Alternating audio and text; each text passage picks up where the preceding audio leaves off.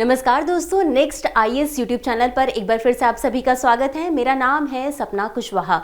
तो आज का जो हमारा डिस्कशन का टॉपिक है, आप देख सकते हैं इसकी हेडलाइंस है, कैबिनेट ने अप्रूव किया इन्वेस्टमेंट को। कहां पर? ये आपका अंजवा डिस्ट्रिक्ट यानी कि अरुणाचल प्रदेश में एक जल विद्युत परियोजना को यानी कि हाइड्रो पावर प्रोजेक्ट को मंजूरी दी है और इसे हम आगे डिटेल में समझ लेंगे कि आखिर यह हाइड्रो पावर प्रोजेक्ट है क्या, इसकी विशेषता क्या है और इसी के साथ ये पूरा टॉपिक जीएस पेपर 3 डेवलपमेंट से जुड़ा हुआ है। अब हम आगे बढ़ेंगे और सबसे पहले समझ लेंगे हालिया घटनाक्रम के बारे में।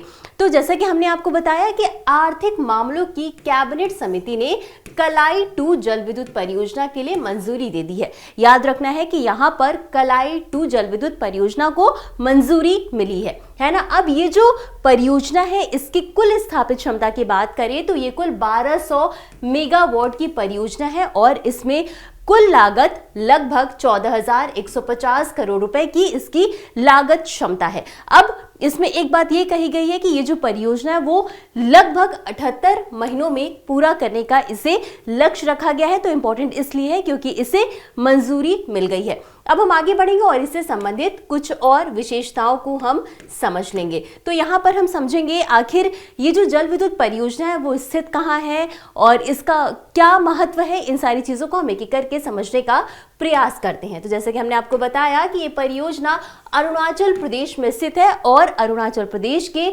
अंजौ जिले में स्थित है, लोहित नदी पर। आपको बता दें कि लोहित नदी जो है वो ब्रह्मपुत्र नदी की सहायक नदी है। आप ये देख सकते हैं कि ये आपकी ब्रह्मपुत्र नदी है और जब मैप में देखें तो ये रहा आपका लोहित जो है वो ब्रह्मपुत्र की सहायक नदी है, इसलिए भी इंपॉर्टेंट हो जाता है। और इसी के साथ ये जो परियोजना वो 190 मेगावाट की, इसमें 6 इकाइयां शामिल है और 60 मेगावाट की एक इकाई इसमें शामिल है और इस तरीके से कुल मिलाकर के 1200 मेगावाट की ये परियोजना है, जैसा कि हमने आपको पीछे बताया था। अब इससे फायदा क्या होगा? तो इससे फायदा ये होगा कि ये जो जल विद्युत परियोजना है इससे प्रति वर्ष यानी कि हर साल लगभग 4,852.95 मिलियन यूनिट ऊर्जा उत्पन्न होगी यानी बिजली उत्पन्न होगी, इसलिए काफी इंपॉर्टेंट है। अब बात करते हैं कि इसे किसके द्वारा निर्मित किया जा रहा है। तो THDC इंडिया लिमिटेड और अरुणाचल प्रदेश सरकार के द्वारा इसे मिलकर के बनाया जा रहा है। अब समझते हैं कि ये जो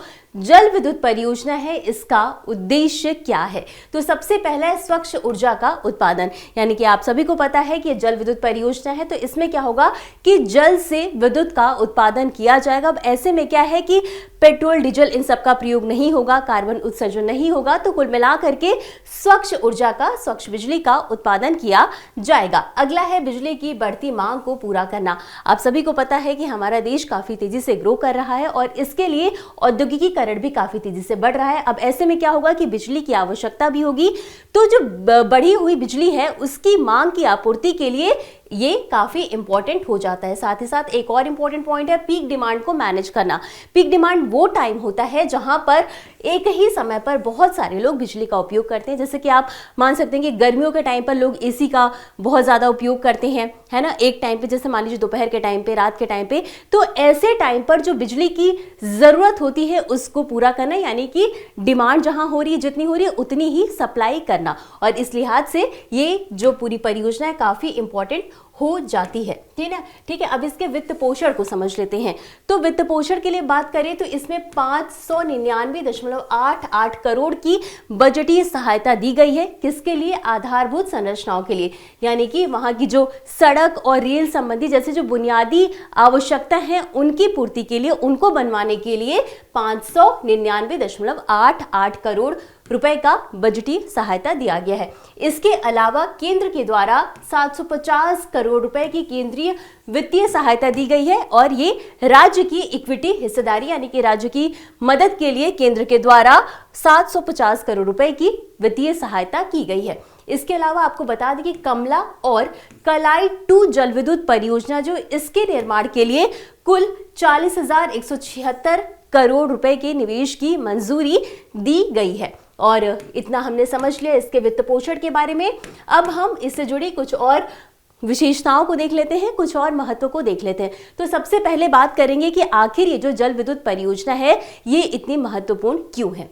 तो ऊर्जा सुरक्षा, सबसे पहला। और उसके बाद इससे होगा क्या कि अरुणाचल प्रदेश जो राज्य है उसको 12% मुफ्त बिजली मिलेगी। जितना कुल उत्पादन हुआ है उसका 12% जो है अरुणाचल प्रदेश के लोगों को मुफ्त में बिजली दी जाएगी। इसके अलावा स्थानीय क्षेत्र विकास कोष की बात करें तो इसके लिए अतिरिक्त 1% बिजली आवंटित की जाएगी, जिसका प्रयोग स्कूलों में, अस्पतालों में किया जाएगा। इसके अलावा एक और चीज है आधारभूत संरचना।